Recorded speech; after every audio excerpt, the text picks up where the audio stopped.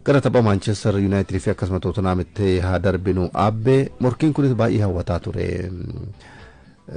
Richarlison lama qixa xumurame Harley Richarlison daqiiqaa 90 booda goolitti galchee gammachuu isaa itti ibsate taphichi xumurame waan jedhamu namatti fakkaata ture.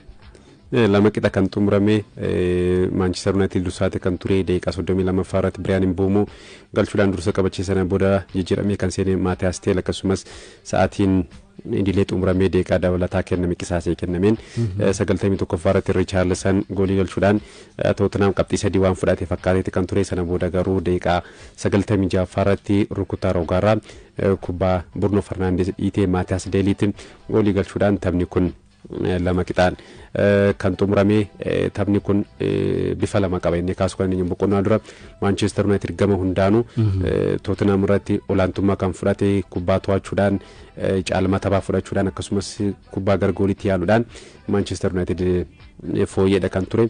Torbee darbes haaluma kanaan dursee goolii galche garuu qabxii isaa eegsifachuu hin dandeenye Manchester United.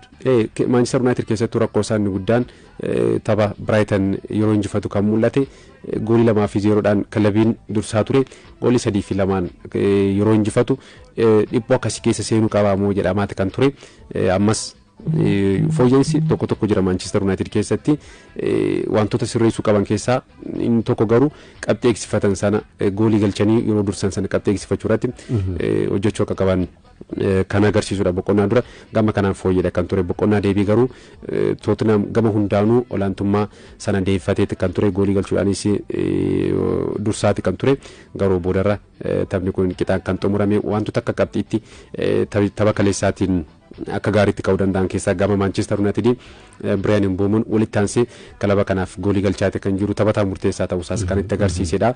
Leenjisaan kan Tottenham kana dura waggoota 6 Brentford keessatti leenjisan Thomas Frank taphaan dura yaada kennanis taphataa cimaadha. Har'aan alatti akka milkaa'uuf nan barbaada. Inni malee fudhachuuf yaalee ture gara Tottenham.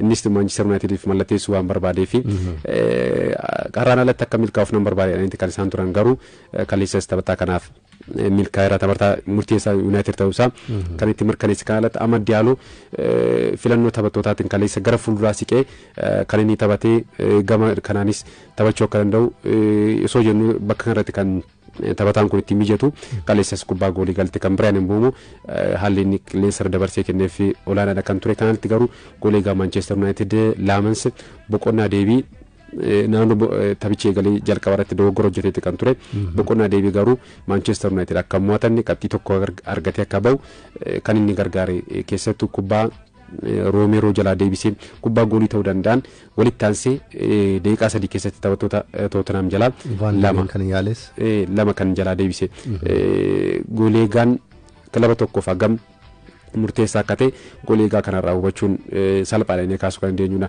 Manchester United gooleegaa kan Altavaindir akkasumas Onana afaarraa rakkachaati kan ture gooleegaan kun dargaggeessa bara waggoota dheeraa tajaajiluu danda'a. Waan akkasii irraa argaati kan jiru wanti gaarii mul'ate kanaan alatti ammoo qindoomina sarara giduratti gama Manchester Bruno Fernandes Casemiro fa'aa mul'isaa turan olaanaadha kan ture osoo jennu Casemiroon amma taphataa murteessaa United keessatti tokko jennee kaasuu kan dandeenyudha. Goolii galchuu baatus sirriitti goolii 3 qaba leegichaanis Mbeumotaane isuma maqaa kaasuu dandeenya. Manchester United keessa akkasitti dubbatamuu fi baatus garuu amma United akka kana duraa salphumatti kilabiin goolii akka irratti hin galchine taphataa sarara fuulduraa fi sarara gidduu sarara ittisaa fi sarara gidduu iddoon banaa gareen faallaa kan arganneef gaheen Casemiro olaanaadha jennee kaasuu kan dandeenyudha. Balleessaa kana dura deebiin hojjechaa ture sirri seera. Kanaaf taphataa murteessaa inni qaamaallee daran akka sochoone kubbaanoo harkaa baatu hir'isee deebi'ee duraan kubbaanoo harkaa baatu kubbaa sana deebifachuuf yookiin argachuuf jecha balleessaa raawwatuun irra deddeebiidhaan kaardii diimaadhaan dirreedhaa bahaa ture. Amooriin qabxiin argatanii laayyoo miti sababiin isaas taphoota 5 darbaniin hin mo'amne lamaan isaaniin qixa ba'ee sadan achi jiraniin ammoo mo'achuun ni beekama erga hojii leenjisummaa kilabichaa eegalee as kuni riikardii olaanaa kilabichaa ta'ee kaasuu dandeenya akka hanqinaatti yookiin akka miidhamaatti wanni kaasuu dandeenyu. Harry Maguire jijjiiramee bahee ittisa gidduurratti taphataa murteessaa akka ta'e ni beekama.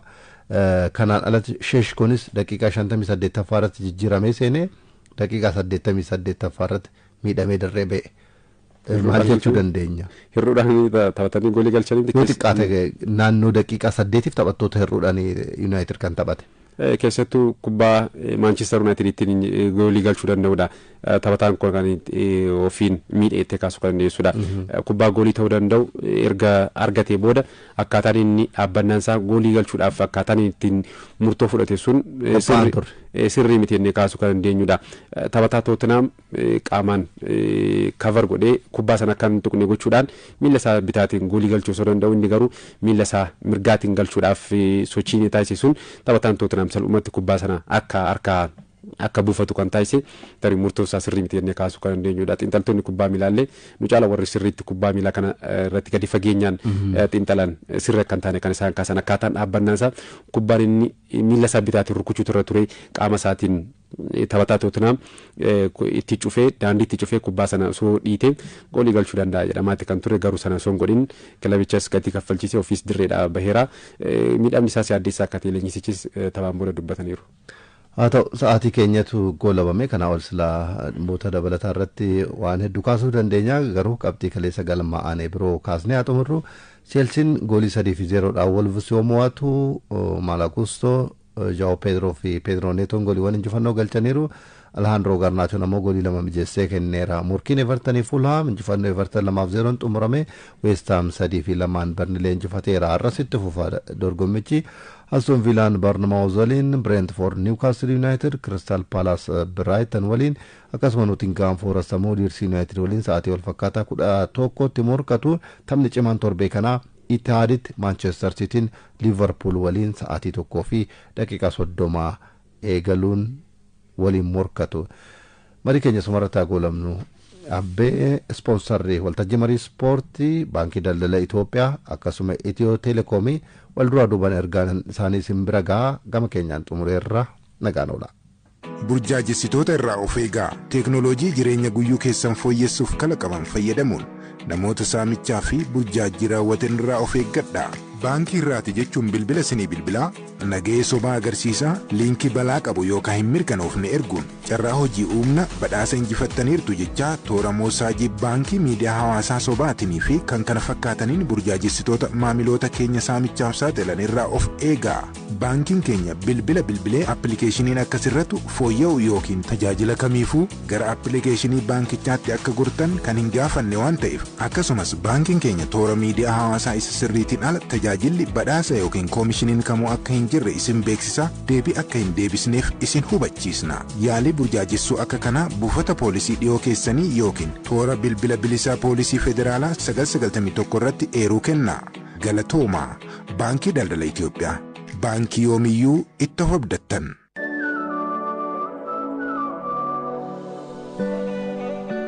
Fageenya sun hundaan keessin yeroo bakka jirutti haa eegnee saffisa baraatiin dursinee tarkaanfannee dadhabbii fi bu'aa bahii malee bakka mijataa keessa jirru waan barbaanneen bifa salphaan al tokkotti bitachuu kan nu dandeessisu amansiisaa fi ammayyaa kan ta'e filannoon bittaa haaraan nuuf dhiyaateera.